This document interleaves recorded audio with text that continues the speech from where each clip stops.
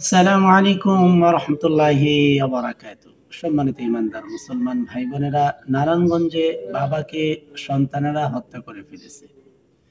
এই ঘটনাটি দেখার পরে আমাদের সকলের হৃদয়ে রক্তক্ষরণ হয়েছে যে সন্তান, যে মা তাকে গর্ভে ধারণ করেছে, যে বাবা নিজে না খেয়ে সন্তানকে খাইয়ে কষ্ট করে দিন-রাত পরিশ্রম করে সন্তানকে বড় করেছে, সে সন্তান বাবাকে হত্যা করে ফেলেছে।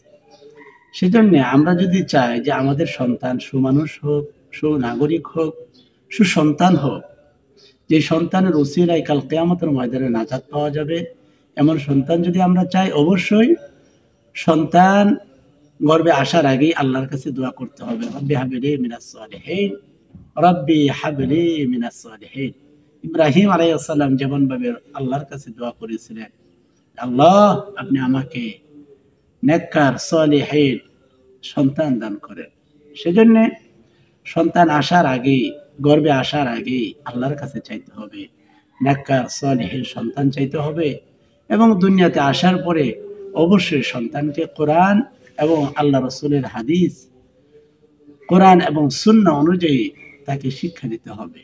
সেজন্য আমরা যদি আমাদের সন্তানদেরকে দুনিয়াতে আসার পরে তাকে যদি কোরআন শিখায় এবং আল্লাহর দ্বীন বুঝায়, তাকওয়া শিক্ষা দিতে পারি, তাহলে অবশ্যই সে সন্তান সুমানুষ হবে, সুনাগরিক হবে। যে সন্তান কোনোদিন মা বাবার উপরে কথা বলবে না, মা বাবাকে কষ্ট দেবে না ইনশাআল্লাহ। অবশ্যই এই ভিডিওটি অন্য মুসলমান ভাই বোনকে সতর্ক করে দেওয়ার জন্য, সন্তান কিভাবে আল্লাহর কাছে চাইতে হবে এবং কিভাবে দোয়া করতে হবে এবং কি শিক্ষায় শিক্ষিত করতে হবে, সেই বিষয়টি শেয়ার করে অন্য ভাই মুসলমানদেরকে জানিয়ে দেওয়ার চেষ্টা করবেন ইনশাআল্লাহ। আর নতুন হলে সাবস্ক্রাইব করে পাশেই থাকবেন। আসসালামু আলাইকুম ওয়া রাহমাতুল্লাহি ওয়া বারাকাতুহু।